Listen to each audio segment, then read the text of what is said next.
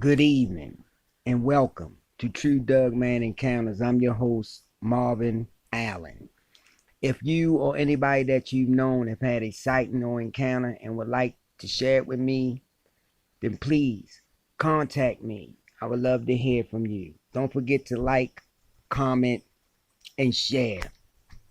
As you all know, I haven't been uploading anything lately, but I'm going to start doing them again because it's a new year and we got new encounters. So without further ado, let's jump right into this encounter.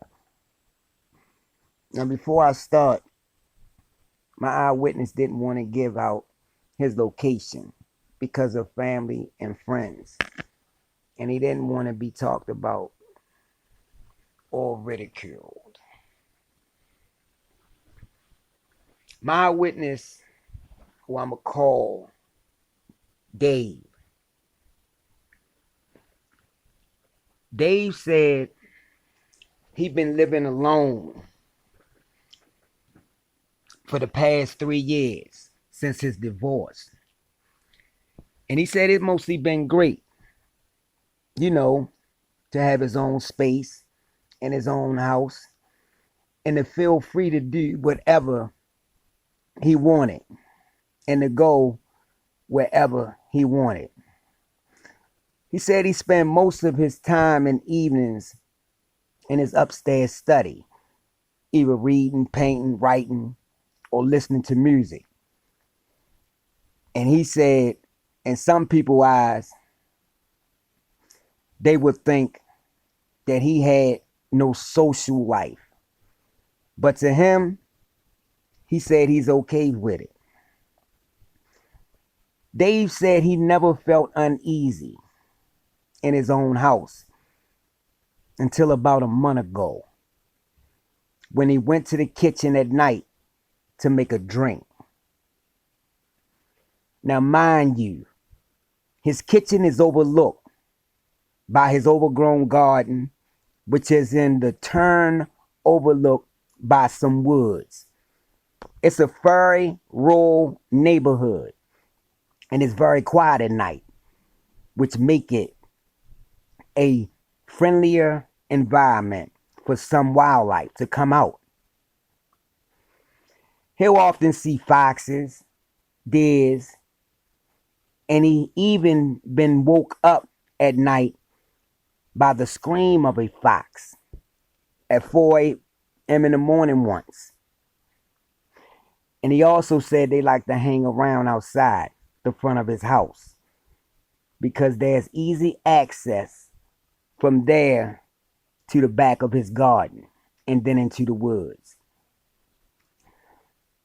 Now, Dave said his kitchen has this big window which looks right into the garden. But at the right, when the lights are on, he can barely see more than a few feet ahead of the window, as it acts sort of like a mirror. He said, well, on this particular night, the few feet ahead of him that he could see was all that he needed to see. He said this thing made itself visible to him. He said at first he didn't notice it until he looked up and out of the window. After making his drink, he noticed it was a bipedal creature. Skinny, but very tall, with hind legs. And it was covered with hair, except around the face. Now, Dave said he knows it's going to sound ridiculous to some people. But the first thing that popped out into his head, that this thing looked just like a werewolf. Its mouth or snout, whatever you want to call it, was protruded slightly. Not real long, just slightly. Somewhat similar to a canine's. It had ears that were pointed back on an angle from what I could see. They wasn't on top. They was pointed back on an angle. It just stayed there, looking at me with two huge yellow eyes. His head was tilted to the side, and his bottom jaw was slightly open, where I could see very sharp teeth. Even though I don't know how long it was there, I only been in the kitchen for about a minute before I even bothered to look up out of the window and notice this creature. At that time, I just froze.